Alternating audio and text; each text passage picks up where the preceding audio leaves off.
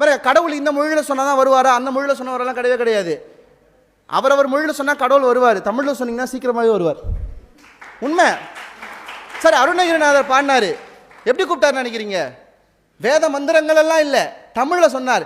எந்தை வருக ரகுநாயக வருக, மைந்த வருக மகனே இனி வருக, என் கண் வருக எனதாருயிர் வருக அபிராமா, இங்கு வருக அரசே வருக, முளை உண்க வருக, மலர் சூடிட வருக என்று பரிவினோடு கோசலை புகழ வருமா என் சொல்லும் போதே பக்கத்தில் மயில் வந்து உட்காந்துப்பான். ஏய் வந்துட்டா உட்காந்தோம். அவங்ககிட்ட விளறது இருக்கு பாருங்க. அவனை பார்த்து அந்த ஏகாந்தம்னு ஒரு சொல்லு இருக்கு வடமொழியில். அந்த ஏகாந்தம் அது தமிழில் பேரின்பம்னு சொல்லலாம். அப்படி அவனை